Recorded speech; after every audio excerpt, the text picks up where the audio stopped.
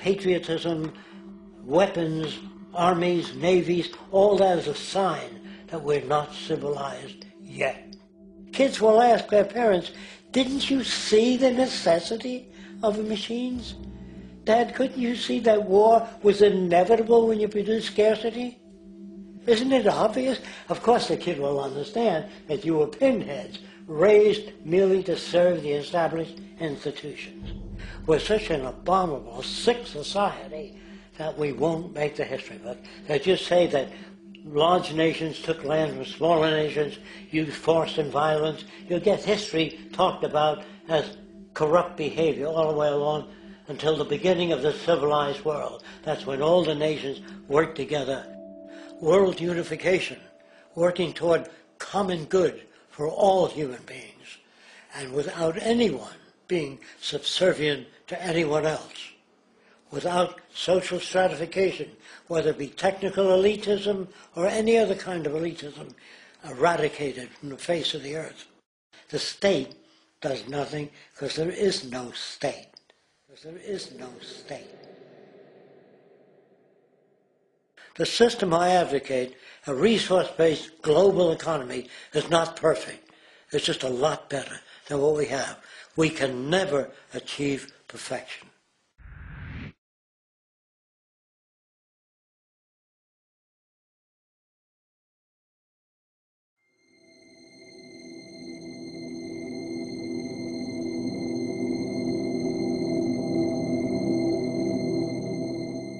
The social values of our society, which has manifested in perpetual warfare, corruption, oppressive laws, social stratification, irrelevant superstitions, environmental destruction, and a despotic, socially indifferent, profit-oriented ruling class, is fundamentally the result of a collective ignorance of two of the most basic insights humans can have about reality: the emergent and symbiotic aspects of natural law.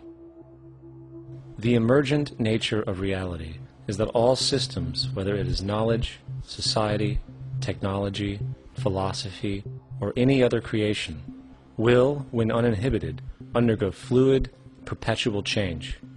What we consider commonplace today, such as modern communication and transportation, would have been unimaginable in ancient times. Likewise, the future will contain technologies, realizations, and social structures that we cannot even fathom in the present.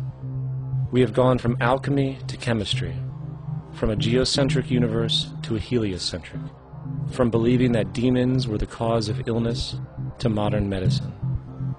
This development shows no sign of ending, and it is this awareness that aligns us and leads us on a continuous path to growth and progress. Static, empirical knowledge does not exist. Rather, it is the insight of the emergence of all systems we must recognize. This means we must be open to new information at all times, even if it threatens our current belief system and hence identities. Sadly, society today has failed to recognize this, and the established institutions continue to paralyze growth by preserving outdated social structures. Simultaneously, the population suffers from a fear of change, for their conditioning assumes a static identity, and challenging one's belief system usually results in insult and apprehension, for being wrong is erroneously associated with failure, when, in fact, to be proven wrong should be celebrated, for it is elevating someone to a new level of understanding, furthering awareness. The fact is, there is no such thing as a smart human being, for it is merely a matter of time before their ideas are updated, changed, or eradicated. And this tendency to blindly hold on to a belief system, sheltering it from new, possibly transforming information, is nothing less than a form of intellectual materialism.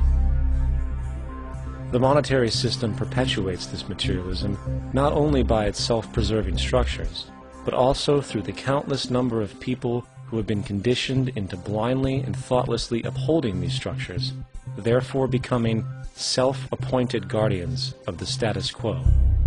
Sheep, which no longer need a sheepdog to control them, for they control each other, by ostracizing those who step out of the norm.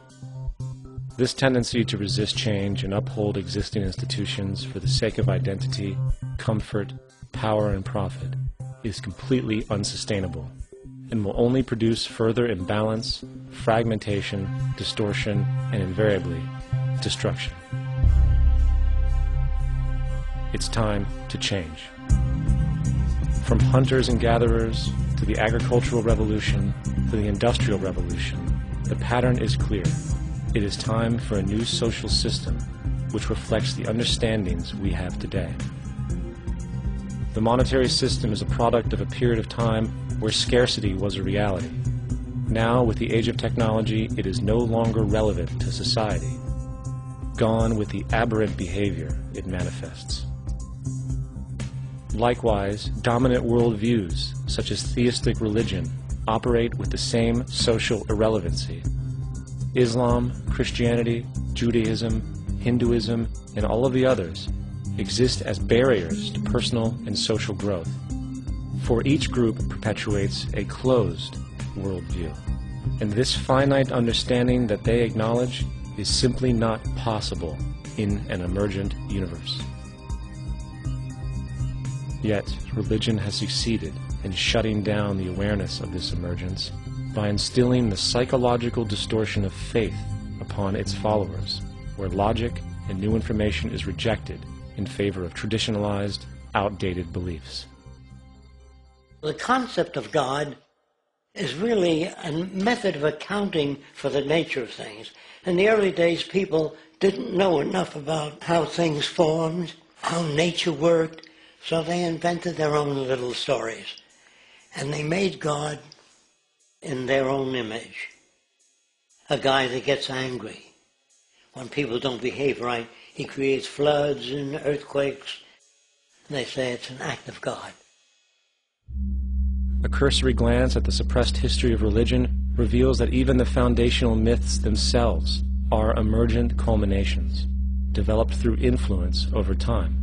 For example, a cardinal doctrine of the Christian faith is the death and resurrection of Christ. This notion is so important that the Bible itself states, "And if Christ be not risen, then is our preaching vain, and your faith is also vain." Yet it is very difficult to take this account literally, for not only is there no primary source denoting this supernatural event in secular history, awareness of the enormous number of pre-Christian saviors who also died and were resurrected immediately puts the story in mythological territory by association. Early church figures such as Tertullian went to great lengths to break these associations, even claiming that the devil caused the similarities to occur, stating in the 2nd century, "The devil, whose business is to pervert the truth, mimics the exact circumstance of the divine sacraments. He baptizes his believers and promises forgiveness of sins. He celebrates the oblation of bread and brings in the symbol of the resurrection. Let us therefore acknowledge the craftiness of the devil, who copied certain things of those that be divine." What is truly sad, however, is that when we cease the idea that the stories from Christianity, Judaism, Islam, and all the others are literal history, and accept them for what they really are, which are purely allegorical expressions derived from many faiths, we see that all religions share a common thread.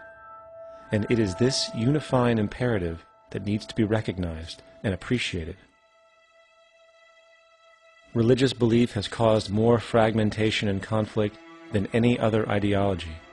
Christianity alone has 34,000 different subgroups. The Bible is subject to interpretation. When you read it, you say, "I think Jesus meant this. I think Job meant that. Oh no, he meant this." So you have the Lutheran, the Seventh-day Adventist, the Catholic, and a church divided is no church at all. And a church divided is no church at all.